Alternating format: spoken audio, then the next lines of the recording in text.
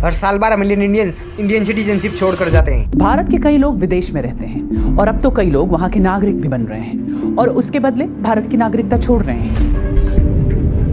भारत के लाखों लोग हर साल देश छोड़कर विदेश जाते हैं और वहीं के होकर रह जाते हैं। Today is a very random question for you guys. Have you ever guys considered moving abroad? Yeah, I have. Yeah, I have as well. Yeah, I am thinking right now only. Yes, I would. Which country would it be? Probably like South America, countries like Brazil. Maybe US. For me, it would be Japan. UK. Some of my friends were there. Okay, and they are insisting me to come there. I have friends in Europe, especially the Western Europe, like in Germany and Netherlands. So I've considered those places. Since India is really on its downfall, to be honest, in a lot of fields, so. विदेश मंत्रालय के record के according पिछले कुछ साल का ये data देखो। 2021 में सिटीजनशिप छोड़ने वाले इंडियंस की संख्या 1.5 लाख के पार थी। 2022 में 2 लाख के पार, 2023 में भी 2 लाख के पार थी। ये नंबर हर साल बढ़ते जा रहे हैं, जो इंडिया के लिए एक बहुत बड़ी प्रॉब्लम है। इंडिया का IT इंजीनियर जो हर साल लाखों रुपए कमाता है, वो भारत में खुद को कमजोर महसूस करता है और रेडिट पर बताता है कि वो अपने दोस्तों की तरह बाहर के देशों में सेटल होना चाहता है। ये लाखों लोग दुनिया के किसी भी देश में रह सकते हैं, लेकिन ये लोग इंडिया में नहीं रहना चाहते। ये Brazil, Iceland, Barbuda, Vatican, America, France, Britain और जर्मनी के साथ साथ 135 देशों में रहते हैं। यानी ये लोग इन देशों में खुद को आज़ाद महसूस करते हैं, सुरक्षित महसूस करते हैं। इंडिया के कंपैरिजन में पिछले साल करीब 4000 मिलियनर्स ने भारत को छोड़ा है। विदेश मंत्रालय ने कहा कि ये लोग इंडिया की सिटीजनशिप इसलिए छोड़ते हैं क्योंकि इनको वहाँ पर ज़्यादा रोजगार मिलता है और कुछ लोग अपनी बेहतर जिंदगी और ऐसी फैसिलिटीज़ के लिए वहाँ पर जाते हैं। अब सवाल ये है कि क्या ये विदेश मंत्रालय की बात सच है? अगर सच है तो इंडियन गवर्नमेंट इस प्रॉब्लम पर कितना ध्यान दे रही है? अगर इस प्रॉब्लम का सॉल्यूशन क्या है, इसे कैसे रोका जा सकता है और कैसे ये प्रॉब्लम इंडिया के लिए खतरा बन सकती है? आइए सब कुछ जानने की कोशिश करते हैं आज के इस वीडियो में। पहले आप इस ग्राफ को देखो। ये उन लोगों के नंबर है जो इंडियन सिटीजनशिप छोड़ चुके हैं। आप इसमें देखोगे कि 2020 से पहले तो ठीक था, लेकिन 2020 के बाद ये आंकड़ा बढ़ता ही जा रहा है। अब सवाल ये है कि आखिर ये लोग जा कहाँ रहे हैं? ये लोग ज़्यादातर अमेरिका, ब्रिटेन, कनाडा और सिंगापुर जैसी बड़ी कंट्रीज में जाते हैं। बताया जाता है कि जो लोग इंडियन सिटीजनशिप छोड़कर जाते हैं, उनमें से 59% लोग अपने करियर के लिए जाते हैं। ओनली 3% लोग ही वहाँ पर बिजनेस करने के लिए जाते हैं। जाने वाले लोगों की एवरेज एज 38 साल की होती है, जिनमें 81% मेल्स और 19% फीमेल्स होती हैं। 2022 का ये डेटा देखो। US में रहने वाले इंडियंस की संख्या 17,000 के पार, कनाडा में 60,000 के पार, UK में 20,000 के पार, New Zealand, Italy, Germany, Netherlands, Singapore, Sweden, ज़्यादातर इंडियंस इन्हीं देशों में जाते हैं। इसके बाद मिडिल ईस्ट में देखो, यहाँ पर तो इंडियंस लाखों में जाते हैं काम करने के लिए, लेकिन मैं आपको बता दूं कि वहाँ पर ये लोग अपनी मर्जी से नहीं रहते हैं। इनमें से आधे से ज़्यादा लोग किडनैपिंग के जरिए गए हैं। इसकी बात मैंने इस वीडियो में की थी। चलो, ये लोग जहाँ भी जाते हैं अपनी मर्जी से जाते हैं, कोई बात नहीं। अब सवाल ये है कि इतने सारे लोग आखिर इंडिया से ही क्यों जा रहे हैं? इसके पीछे का कारण क्या है?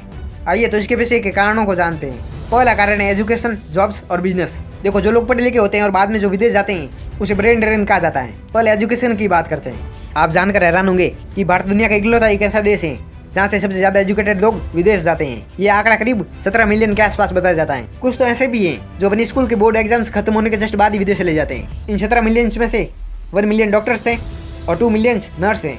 ऐसे कई लोग बाहर के देशों में जॉब्स करते हैं। भारत विदेश के स्टूडेंट्स को खर्चा देने के लिए सालाना $160 बिलियन खर्च करता है। लेकिन हैरानी की बात तो ये है कि भारत जिनको इतना खर्चा दे रहा है, उनमें से 85% लोग तो कभी इंडिया आते ही नहीं है, वहीं पर रहते हैं, जॉब और बिजनेस करते हैं। ये आज हकीकत में हो रहा है कि पढ़ेगा इंडिया और बढ़ेगा कोई दूसरा देश। वर्ल्ड हेल्थ ऑर्गेनाइजेशन ने कहा कि भारत को सबसे पहले अपने डॉक्टर्स की कमी पर ध्यान देना चाहिए, क्योंकि इंडिया में इतने डॉक्टर्स नहीं है जितने होने चाहिए। इसका नुकसान हमें गाँव और शहरों दोनों में देखने को मिलता है। आप ही कमेंट करके बताओ, आज के टाइम पर गवर्नमेंट हॉस्पिटल की हालत कैसी है? खबर मध्य प्रदेश के रतलाम से सामने आई है।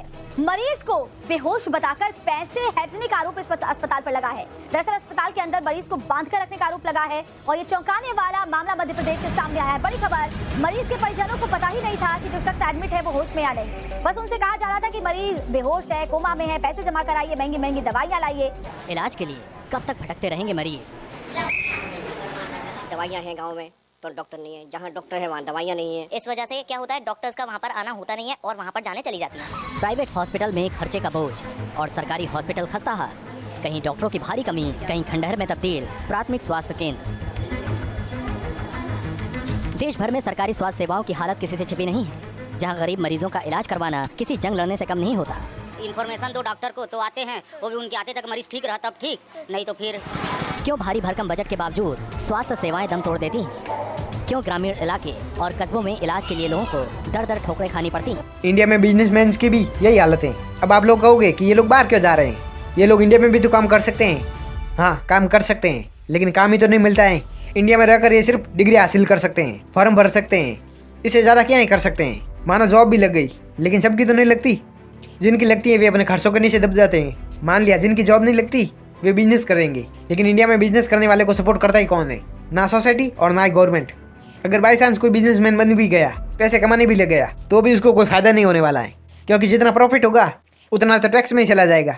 एजुकेशन, जॉब्स और बिजनेस के बाद हम दूसरे कारण को जानते हैं। दूसरा कारण है करप्शन और सेफ्टी। इंडिया में कितना करप्शन होता है ये कोई बताने की बात नहीं है, सबको पता है। ये छोटे से छोटे सरकारी कर्मचारी को भी करप्शन के पैसे की भूख होती है। और रही बात सेफ्टी की, वो तो हमारे देश में कूट कूट कर भरी है। हर जगह हिंदू मुस्लिम के दंगे, हर 2 दिन में प्रोटेस्ट। न्याय तो मिलता नहीं है, दूसरा का नुकसान अलग से कर देते हैं। कहीं रेप हो जाता है, कहीं मर्डर हो जाता है, कहीं बॉम्ब ब्लास्ट। ऐसी हालत में कोई पैसे वाला यहाँ पर क्यों ही रहेगा? विदेश में इनको वो सब मिलता है जो इंडिया में नहीं मिल रहा है। हालांकि जो लोग बाहर जाते हैं उनसे इंडिया को फायदा भी होता है, लेकिन नुकसान ज़्यादा है। किसी अलग वीडियो में हम सिर्फ एजुकेशन की बात करेंगे, उसमें इसको डिटेल में जानेंगे। तो वीडियो पूरी हो गई है, कमेंट करके बताना वीडियो कैसी लगी।